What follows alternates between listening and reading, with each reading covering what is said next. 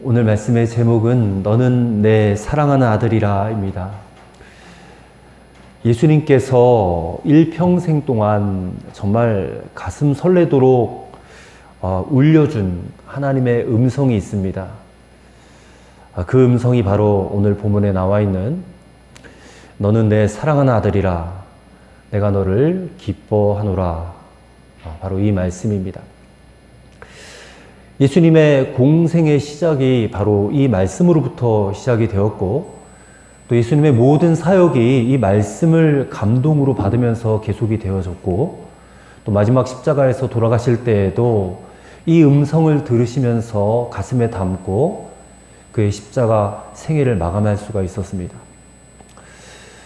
예수님의 전 생애 기간 동안에 이 음성이 3번 들렸습니다. 첫 번째가 바로 오늘 이제 세례 받으실 때 오늘 본문에서 들렸고요. 그리고 두 번째는 예수님의 공생애를 마감하는 시점에서 제자들과 함께 변화산이라는 곳에 올라가셨습니다. 거기서 올라가셔서 기도하실 때에 예수님의 몸이 아주 희게 변하게 되고 그 광채가 막 임하게 되죠. 근데 그때 또 하늘로부터 음성이 들리기를 이는 내 사랑하는 아들이요 내 기뻐하는 자니 너희는 그의 말을 들으라 하는지라, 이제 그 음성이 들립니다. 그리고 세 번째는 예수님께서 십자가에 달리시기 직전에 예수님이 이런 기도를 드리십니다. 아버지여, 아버지의 이름을 영광스럽게 하옵소서. 그렇게 기도를 드리자 하늘에서 또 음성이 들리기를 내가 이미 영광스럽게 하였고 또다시 영광스럽게 하리라. 이 음성은 곧 너는 내 사랑하는 아들이라 내가 너를 기뻐하노라라고 하신 이 음성을 확증하신 마지막 음성이 되었다라는 것입니다. 말씀드린 대로 예수님께서 이 음성을 들으시고 또 마음에 간직하시고 또 그 말씀에 따라서 평생을 살아가셨습니다.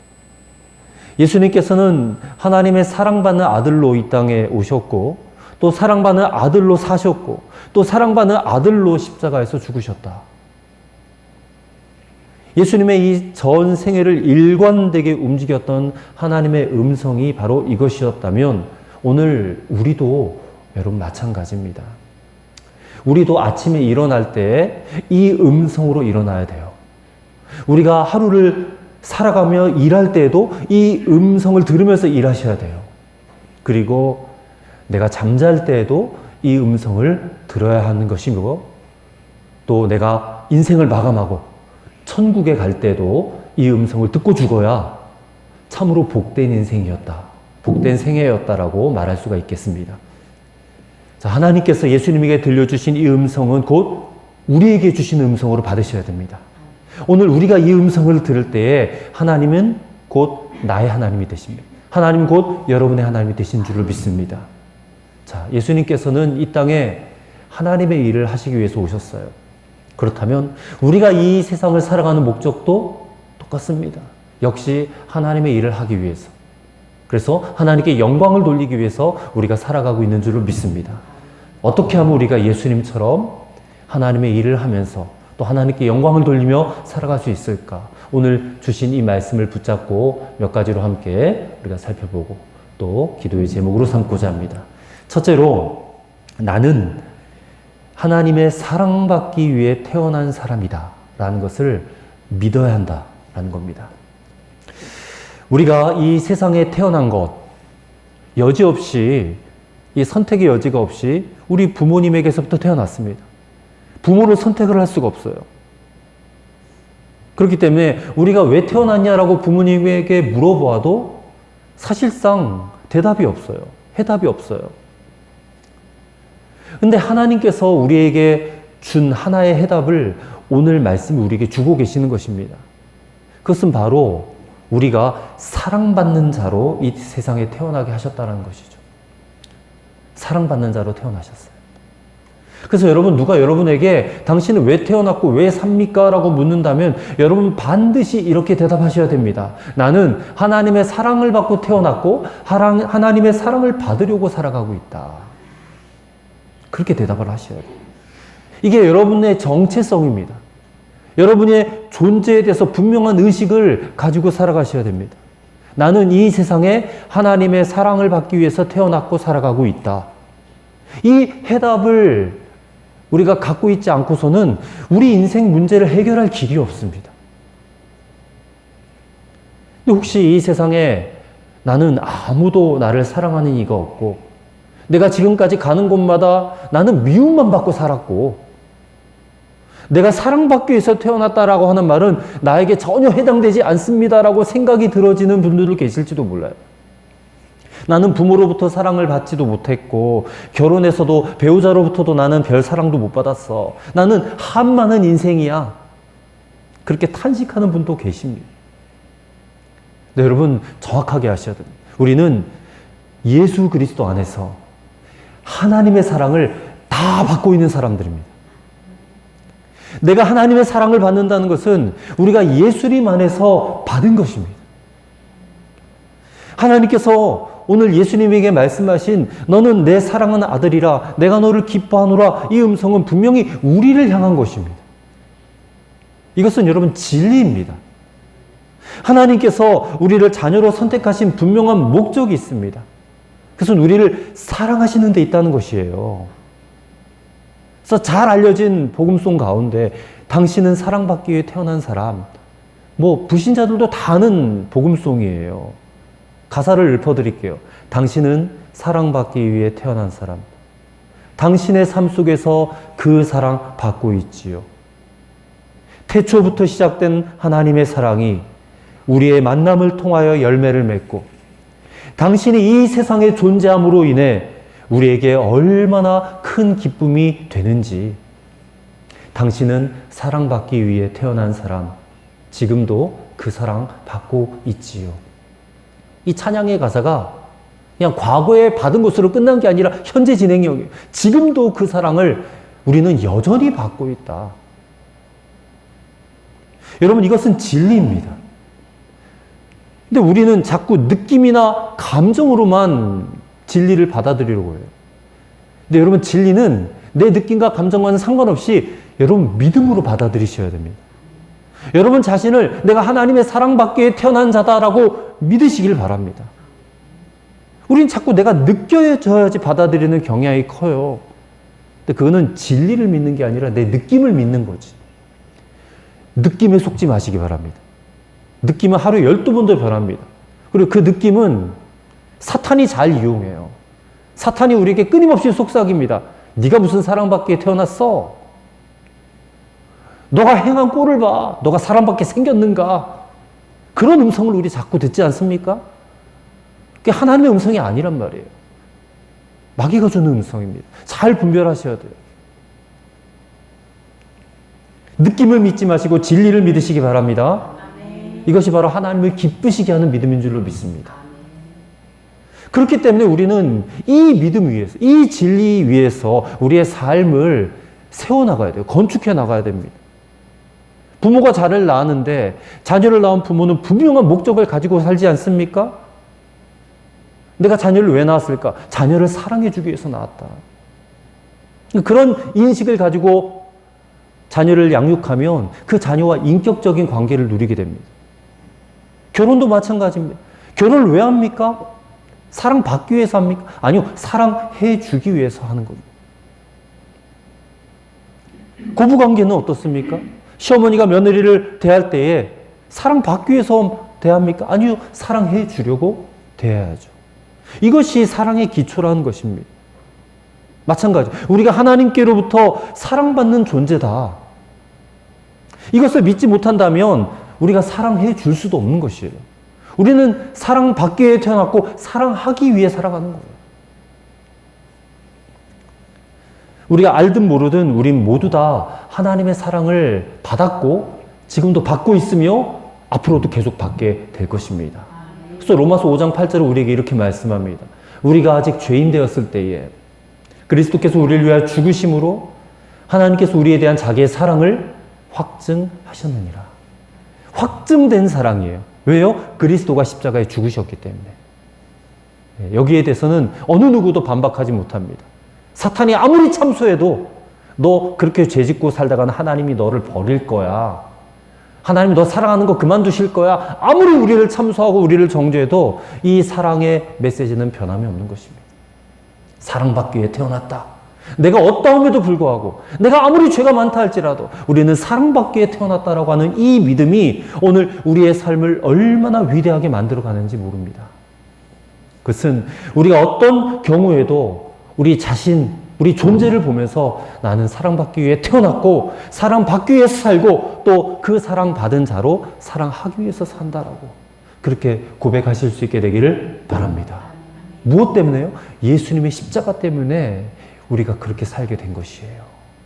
그래서 우리는 이 사순절기에 주님의 십자가를 더욱더 바라볼 수밖에 없는 것입니다. 십자가가 이루신 이 놀라운 축복을 여러분 지금도 누리고 앞으로 영원토록 누리며 살아가시는 여러분과 저가 되시기를 주님의 이름으로 축원합니다. 두 번째로 우리는 상처를 통해서 사랑받았음을 알아야 한다는 것입니다. 여러분 예수님께서는 어디에서 가장 많이 사랑을 받으셨는지 아십니까? 하나님께서 너는 내 사랑하는 아들이라 내가 너를 기뻐하노라 이 음성 돌려주셨는데 그 하나님의 사랑을 어디에서 가장 많이 받으셨냐면 십자가에서 받으셨어요. 십자가에 달려 죽으시면서 이 사랑을 가장 많이 받으셨어요. 우리 생각에는 예수님이 무슨 기적을 일으킨다든지 권능을 일으킨다든지 사람들로부터 막 환호성을 받는다든지 그럴 때 사랑을 받으셨겠거니 그렇게 생각하지만 그게 아니라는 것이에요. 십자가에서 모욕을 당하고 침뱉음을 당하고 채찍에 맞음으로 십자가 양손과 양발에 못이 박히고 옆구리에 창이 찔릴 때 그때 사랑을 가장 많이 받았다. 그래서 오늘 이 본문 너는 내 사랑 아들이라 내가 너를 기뻐하노라 하신 이 하나님의 음성은 고난받으시는 예수님에게 부어주시는 하나님의 사랑이에요. 상처받은 예수님에게 부어주시는 사랑이었다라는 것입니다. 예수님의 상처받은 생애는 이 너는 내 사랑하는 아들이라 내가 너를 기뻐하노라는 하나님의 약속의 은혜였습니다. 예수님의 십자가에서 상처를 받으심으로 사랑받는 아들이심을 확증하셨어요. 우리도 마찬가지입니다. 우리도 역시 살아가면서 알게 모르게 받는 상처들이 있습니다. 근데 그 상처들을 통해서 우리 하나님의 음성을 듣습니다. 너는 내 사랑하는 아들이라 내가 너를 기뻐하노라. 우리가 삶의 여러 관계성 속에서 상처를 받을 수 있고 그 상처 때문에 괴로워할 수 있습니다. 그렇다면 하나님의 사랑을 받을 수 있는 증표가 된다는 사실을 기억하시기를 바랍니다. 세계적인 영성신학자인 헨리 나우에는 그의 저서인 사랑받는 자라는 책에서 하나님의 사랑받는 사람에 대해서 이렇게 설명을 했습니다. 하나님의 사랑받는 자는 첫째는 선택받은 자이고 둘째는 축복받은 자이고 그리고 셋째는 상처받은 자라. 그리고 넷째는 나누어주는 자다. 이렇게 분석을 했어요. 그 세 번째 상처받는 자가 하나님의 사랑받는 사람이라는 거예요. 여러분 우리는 창세전부터 사랑받도록 택함을 입었습니다. 이 사랑받는 것 자체는 축복입니다. 여러분 자신을 그 어떤 경우에서라도 나는 축복받은 자다라고 인정하고 사셔야 됩니다. 그런데 오늘 제가 말씀드리는 것처럼 예수님이 고난받았잖아요. 상처받으셨잖아요. 근데 고난받는 자, 상처받은 자가 하나님의 사랑받는 자인 것도 아셔야 됩니다. 이 말씀이 잘 이해가 되지 않을 수도 있을 것입니다. 아니, 어떻게 고난받았는데, 상처받았는데 그게 어떻게 하나님의 사랑받는 자가 될 수 있는가? 예를 들어 보겠습니다. 여러분 우리가 부모님에게 어느 때 가장 많이 사랑을 받는지 아십니까? 내가 아플 때예요. 병들었을 때. 내가 약할 때고 내가 실패했을 때. 내가 어떤 문제로 인해서 힘들어할 때. 그때 우리의 부모가 나를 가장 많이 사랑해 줍니다. 자녀들이 이렇게 상처를 받았을 때, 어려움을 당할 때 부모의 그 진한 사랑, 그 가슴 절절한 사랑이 자녀의 가슴에 이렇게 흘러가는 거예요. 그래서 그 마음 가운데 담아집니다. 부모는 나를 절대로 포기하지 않아. 그런 것처럼 하나님의 이 사랑 역시 우리의 상처를 통해서 흘러오게 된다는 것이에요. 우리 대부분 다 상처를 받고 살아갑니다. 상처 없는 사람 아무도 없어요. 그래서 우리의 지난 과거를 생각하면 나는 이런저런 상처를 많이 받았어. 난 어렸을 때도 상처를 많이 받았고 커가면서 세상 살아가면서도 상처를 많이 받았어. 사람들이 나를 무시했어. 나에게 고통을 주었어. 또 내 삶은 왜 이렇게 지질이 복도 없지? 왜 이렇게 가난하고 실패가 많고 어려움이 많어? 이 사회는 나를 인정해 주지 않아. 그러면서 막 부어지는 그런 상처들이 막 엉망진창으로 얼룩져 있어요. 지금 우리의 삶도 이런 상처로 뒤범벅이 된 채 살아가고 있을지도 몰라요. 근데 여러분, 그 상처 속에 담겨내야 될 하나님의 사랑이 여러분에게 부어지고 있다는 것을 여러분 믿으시기를 바랍니다. 하나님의 사랑받는 은혜가 여러분의 가슴 속에 채워지게 될 거예요. 우리가 세상에서 비참한 존재로 소외당하고 또 인정받지 못하고 우리 자신의 모든 삶이 어떻게 보면 절망적인 환경에 처해졌을 때에 대부분의 사람들은 이거를 업보처럼 생각해요. 인과응보. 내가 인생을 잘못 살아서 그렇지. 그래서 하나님이 내게 이렇게 벌을 주시나 보다.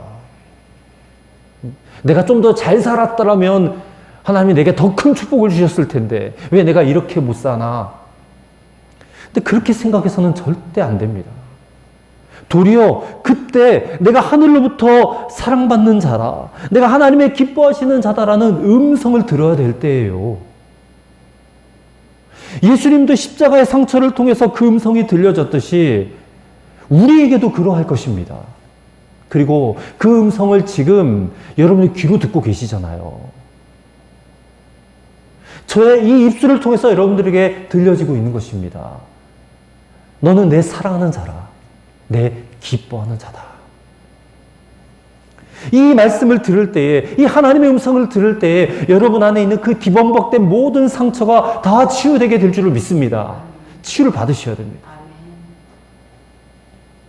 하나님께서는 우리가 상처받는 그 모든 순간 가운데 언제나 우리와 함께 계셨습니다. 그 앞으로도 우리와 함께 하실 것입니다. 하나님의 함께 하신, 이것이 우리는 가장 큰 축복이라고 믿지 않습니까? 임마누엘. 하나님이 우리와 함께 계시다. 그 증표로 예수님이 이 땅에 오셨고 예수님이 부활 승천하신 다음에 보혜사 성령이 지금 우리에게 오셔서 우리와 함께하고 계십니다. 영원토록 함께 하신다고 그랬어요. 떠나지 않겠다고 하셨습니다. 우리가 할 수 있는 것은 이것을 믿는 겁니다. 살다 보면 상처받을 수 있어요. 고난받을 수 있습니다. 근데 그것에 대한 해답은 우리 자신에게 있지 않습니다. 그 해답은 오직 하나님께만 있는 거예요. 그리고 하나님의 사랑으로만 얻을 수 있다는 것을 우리가 분명히 기억하고 믿어야 한다는 것입니다. 그런 상황이 다가왔을 때 이 때를 놓치지 않고 지금 내가 하나님의 사랑을 받을 타이밍이구나.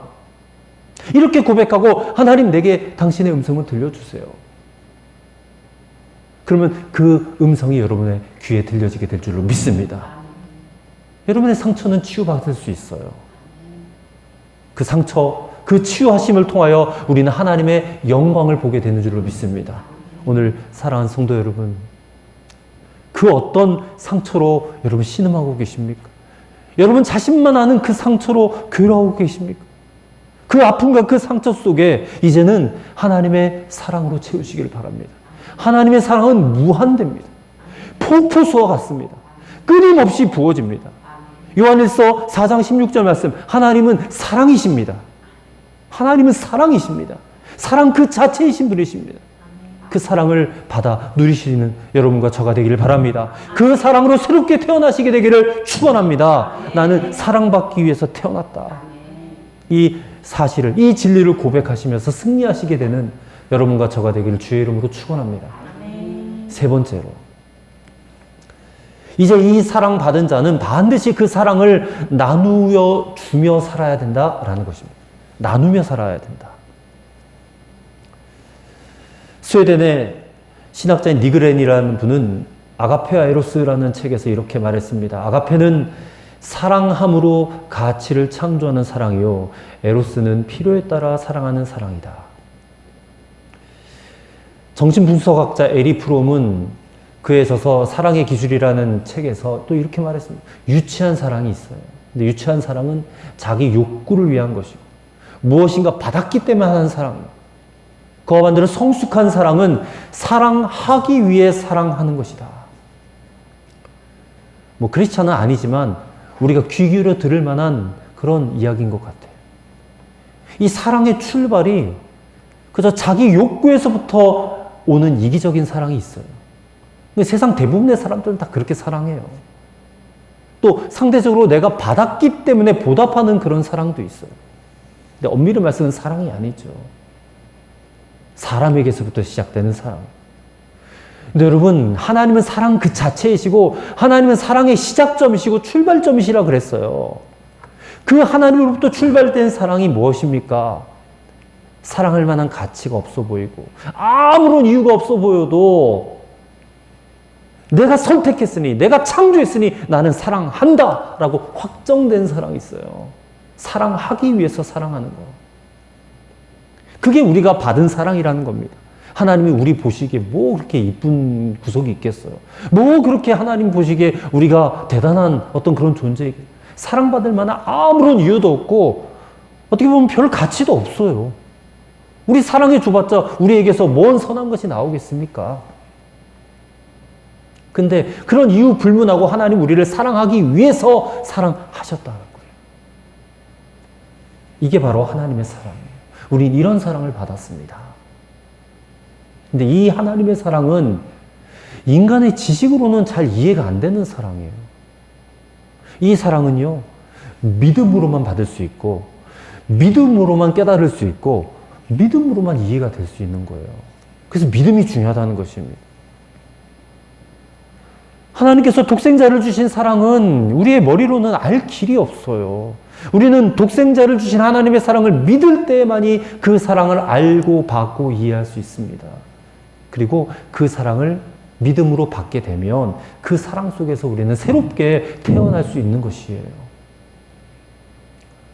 저는 이 올해 사순절을 시작하면서 십자가를 바라볼 때에 오늘 이 말씀이 그냥 생각이 났어요. 예수님의 십자가 고난, 그 뼈저린 고난만 생각할 게 아니라 그 고난을 통해서 내게 주어진 사랑을 생각해야 되겠다. 그래서 오늘 본문이 생각이 났어. 너는 내 사랑하는 아들이라. 내가 너를 기뻐한다.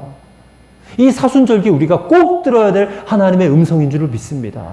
그리고 들은 것으로 끝나면 안 되고 이 사랑을 여러분 믿어보시기를 바라요. 정말 믿으시기를 바랍니다. 믿을 때만이 이 사랑을 받는 거죠. 그리고 우리가 받은 그 사랑은 이제 우리의 모든 것을 치유하고 우리의 모든 것을 살려놓는 그런 엄청난 역사가 나타나게 되는 것이에요. 이렇게도 말씀을 드렸는데 아직 나는 사랑받지 못해. 나 그 사랑이 뭔지 아직까지 모르겠어.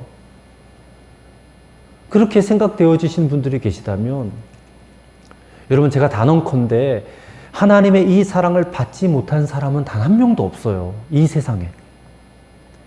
온 70억 모든 인류가 이 사랑 받지 못한 사람이 한 사람도 없다니까요. 다 이 사랑을 받았습니다. 다만 사랑받은 것을 믿지 않을 뿐이죠. 거기서 갈리는 겁니다. 믿느냐 믿지 않느냐. 여러분 믿기 때문에 이 자리에 오신 것 아니겠습니까? 내가 이 세상에 태어난 것 자체가 사랑받은 것이고 지금 내가 생명을 유지하고 살아가고 있다는 사실이 사랑받은 증거예요. 우리는 너무나도 많은 사랑을 받고 오늘까지 이른 것입니다. 이 사랑을 알지 못하고 살아가는 것이 죄예요. 죄는 윤리적인 죄만이 죄가 아닙니다. 하나님이 이렇게 우리를 사랑하셨는데 그 사랑을 모르고 무시하고 거절하고 그렇게 사는 것이 죄고 그 죄가 지옥 가게 만드는 것입니다. 그 죄가. 그렇다면 이 사랑을 받은 저와 여러분, 이 사랑 받은 것으로만 만족하면 될까요? 그러면 그 사랑은 그냥 마치 고인 물이 되어가지고 썩어버려요. 이 물이 흘러가야지 썩지 않잖아요? 제가 많이 예를 들었죠. 이스라엘에 가면 갈릴리 바다와 사해 바다가 있는데 갈릴리 바다는 요단강을 통해서 끊임없이 물을 흘려보내요. 그래서 갈릴리 바다는 생명이 넘쳐요. 흘려보내기 때문에 그 안에 풍성한 생명이 있어요.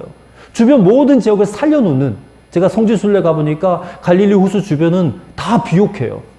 거기에 사람들이 엄청나게 많이 살아요. 근데 요단강 물줄기를 따라서 내려가다 보면 사해바다가 있는데 거긴 사람이 안 살아요. 왜냐하면 사해바다는 물을 흘려보내지 않거든요. 그냥 물을 받기만 하고 고여있는 물이에요. 죽은 바다가 된 거죠. 생명력이 없는 바다. 마찬가지입니다. 예수님께서 십자가에서 하나님의 사랑을 받으셨고 그 십자가에서 그 받은 사랑을 우리에게 나눠주셨어요. 우리가 그 사랑을 받은 자예요. 그럼 우리도 어떻게 해야 됩니까? 이 사랑을 나눠주는 자가 돼요. 그렇죠. 이 사랑을 필요로 한 자에게 나눠주는 그런 인생을 살아가셔야 된다. 앞서 언급했던 정신분석가자 에리 프롬이요. 이 사랑의 기술에서 이 사랑을 5가지로 기술을 하고 있는데 첫째는 관심을 가지는 것이고 둘째는 책임을 지는 것이고 셋째는 존중하는 것이고 넷째는 이해하는 것이고 다섯째는 주는 것이다 그랬어요. 이 사람 크리스찬 아니에요. 아닌데 그가 사랑에 대해서 깊게 연구하면서 발견한 것이 이거예요. 우리가 귀 기울여 들을 필요가 있어요. 다섯째는 주는 것이다. 지극히 성경적인, 성서적인 겁니다. 목사님 다 알아요. 다 아는데 그런 마음이 생기지를 않아서 그게 문제예요. 사랑해야 될 줄은 알고 줘야 될 줄은 아는데 내 마음에 그런 마음이 잘 안 생겨요. 어떻게 해요? 안 생기는데. 여러분 이런 사랑을 어떻게 할 수 있을까요? 성령이 임해야 됩니다. 그래야 내가 사랑받는 사실도 알게 되고요. 사랑할 수 있는, 그러니까 사랑을 흘려보낼 수 있는 능력도 생기는 거예요. 여러분 사랑의 마음, 사랑의 힘은 우리의 능력이 아닙니다. 이거는 성령의 능력입니다. 사랑받는 것은 성령의 은사고 사랑 주는 것은 성령의 능력입니다. 여러분 오늘 본문에 예수님께서 요단강에서 세례를 받으실 때에 성령이 비둘기처럼 임하셔서 위로부터 하나님의 음성이 쫙 하고 들리는데 너는 내 사랑하는 아들이라 내가 너를 기뻐하노라 그 음성이 들려요. 예수님이 세례받은 그 세례터를 갔었거든요. 성지순례 갔는데. 근데 뭐 그렇게 잘 꾸며놓고 그런 건 아니에요. 그냥 요단강 물인데 흙탕물이에요. 근데 그 현장에 성령이 비둘기같이 임했고 하나님의 음성이 들렸고 예수님이 거기서 세례를 받으시는 거예요. 그래서 이 사건은 삼위일체 하나님이 한 자리에 나타나신 대표적인 사건이 되었다는 거예요. 그 역사적인 현장에 제가 갔다 왔다니까요. 성부, 성자, 성령 삼위일체 하나님이 한꺼번에 임하신 장소예요. 그 장소가. 예수님이 거기서 성령의 충만함을 받으셨다는 것이거든요. 세례를 받으실 때. 근데 보통 우리 성도들은 세례 받을 때 뭐 성령의 세례까지 함께 받는 경우도 있지만 거의 흔하지가 않습니다. 그냥 물로 세례 받을 때는 담담하게 받는데 물로 세례를 받고 어느 날 내가 기도하고 성경 읽다가 성령 세례를 체험하는 경우가 보통이에요. 근데 사람이 성령을 체험하면 그때 확실하게 거듭남을 체험하게 되거든요. 물 세례 받을 때 거듭남의 역사가 일어나지 않고 물 세례와 함께 성령 세례를 받아야지만이 거듭남의 역사가 나타나게 돼요. 그러면 우리의 마음에 새로운 마음, 새로운 사고방식, 새로운 본질 이런 것들을 갖게 되는 것이거든요. 그래서 우리가 성령의 세례를 받아서 이제부터 그분의 지배를 받기 시작하면 우리 안에 있는 죄악을 깨닫게 되고 나 자신을 쳐서 하나님 앞에 복종하게 되는 그런 삶을 살기 시작하게 되는 것입니다. 그럼 당연히 사람들과의 관계 속에서도 성숙의 열매가 맺혀지게 되겠죠. 그래서 성령의 세례를 받으면, 다시 말해 성령 충만을 받으면 4가지의 변화가 있다고 합니다. 첫째는 하나님과의 관계가 새로워진대요. 하나님과의 관계가. 이 성령의 충만함은요, 늘 내가 하나님을 생각하게 돼요. 하나님이 무엇에 관심이 있는가 생각하게 돼요. 하나님이 무엇을 하기를 원하시는가 생각하게 돼요. 지난 월요일에 우리 에스더 성도님이 저한테 문자를 하나님의 나라와 의를 구하는 것이 뭐예요? 하고 물어보시는 거예요. 제가 그때 막 일을 하고 있는 중이라서 간단하게만 답변을 드렸는데 늘 하나님의 마음을 품고 하나님이 어디에 관심이 있는지 그것을 생각하고 그것을 행하며 살아가는 것입니다. 제가 그렇게 답변을 드렸는데 그게 정확한 답변이 되었는지는 모르겠어요. 이해가 되셨는지 모르겠어요. 근데 성령이 임하시면 우리가 늘 하나님 중심으로 살게 되어 있어요. 하나님 뭘 기뻐하실까? 하나님 뭘 원하실까? 그 일을 생각하고 그 일을 행하며 살게 된다는 거예요. 이게 성령 세례, 성령 충만을 받으면 우리에게 일어나는 변화가 된다는 것이죠. 불평하고 원망하던 입술이 바뀌어져서 늘 감사하고 찬송하는 입술이 된다는 것이에요. 두 번째 변화는 인간관계가, 특별히 부부관계, 부모와 자식관계가 이게 성경적으로 변화되게 된다는 것이죠. 모든 인간관계 속에 성령의 뜻이 있어요. 우리가 에베소서 5장, 6장을 읽어보면 인간관계의 모든 부분들이 다 나오거든요. 제가 에베소서 6장을 말씀을 읽어드릴게요. 들어보십시오. 6장 1절에 자녀들아 주 안에서 너희 부모에게 순종하라 이것이 옳으니라. 내 아버지 어머니를 공경하라 이것은 약속 있는 첫 계명이니 이로써 내가 잘되고 땅에서 장수하리라. 또 아비들아 너희 자녀를 노엽게 하지 말고 오직 주의 교훈과 훈계로 양육하라. 종들아 두려워 말고 떨며 성실한 마음으로 육체의 상전에게 순종하기를 그리스도께 하듯 하라. 눈가림만 하여 사람을 기쁘게 하는 자처럼 하지 말고 그리스도의 종들처럼 마음으로 하나님의 뜻을 행하고 기쁜 마음으로 섬기기를 주께 하듯 하고 사람들에게 하듯 하지 말라. 모든 인간관계가 이렇게 되어진다는 거예요. 이거는 명령문으로 우리가 받아들일 수도 있지만 우리의 이 본질로, 우리의 본성으로 할 수 없는 성령 세례가 임한 자들만이 할 수 있는 그런 말씀이에요. 근데 이게 이렇게 변화되니까 인간관계가요. 근데 세 번째는요, 구령의 열정을 갖게 돼요. 구령의 열정. 즉, 구원받지 못한 영혼들에 대해서 불타는 심정을 갖게 돼요. 저 영혼이 구원받아야 되는데, 저 사람이 정말 예수님 믿고 천국 가야 되는데, 이런 생각이 막 들어오거든요. 성경 말씀에 오순절에 마가의 다락방에 기도하고 있던 120문도가 그 위로부터 부어지는 성령의 불길에 감동을 받고 그들이 담대히 나가서 주의 복음을 전파하지 않습니까? 그다음 네 번째로는 성령의 열매를 맺게 돼요. 성령의 열매를. 사람이 성령 받았다라고 하는 아주 특별한 표식이 성령의 열매 9가지잖아요. 갈라디아서 5장 22절, 23절에 사랑과 희락과 화평과 온유와 자비와 충성과 오래 참음과 그 다음에 온유와 절제니 이 9가지 열매를 맺게 돼요. 여러분, 우리는 지금 사랑에 대해서 말씀을 나누고 있습니다. 사랑을 받은 것으로 끝나지 마요. 사랑을 나누어주는 인생이 되기를 원하신다면 오늘 우리는 예수님처럼 성령 세례를, 성령의 충만함을 받으셔야 됩니다. 이것이 우리에게 가장 중요한 그런 신앙의 본질입니다.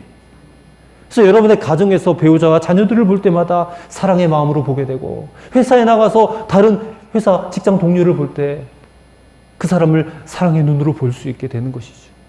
교회에서 우리가 사랑의 마음으로 대하고 섬길 수 있게 되는 것입니다. 이 성령의 충만함을 받으셔야 내가 인격적인 존재가 되고 다른 사람과의 관계도 인격적 관계가 이루어지게 되는 것입니다. 오늘 이 말씀을 듣고 여러분 꼭 성령 충만을 받으실 수 있게 되기를 바랍니다. 그러므로 하늘로부터 너는 내 사랑하는 아들이라 내가 너를 기뻐하노라 하나님의 이 음성이 오늘 여러분의 삶을 지배하고 여러분의 삶을 풍요롭게 하는 그런 하나님의 축복으로 임하는 그런 여러분과 저의 삶이 되시기를 우리 주의 이름으로 간절히 축원드립니다. 아멘. 기도하겠습니다. 하나님 아버지, 예수께서 세례 받으실 때에 너는 내 사랑하는 아들이라 내가 너를 기뻐하노라 하신 하나님의 음성 듣고 그 음성으로 평생 사셨고 십자가로 죽임당하실 때에도 이 사랑 받으셨듯이 오늘 우리가 아침에 일어날 때도 이 음성으로 일어나고 하루 종일 일할 때에도 이 음성으로 일하고 잠잘 때도 이 음성 듣고 마지막 내가 인생 마감하고 천국 갈 때도 이 음성 듣고 죽을 수 있게 하옵소서.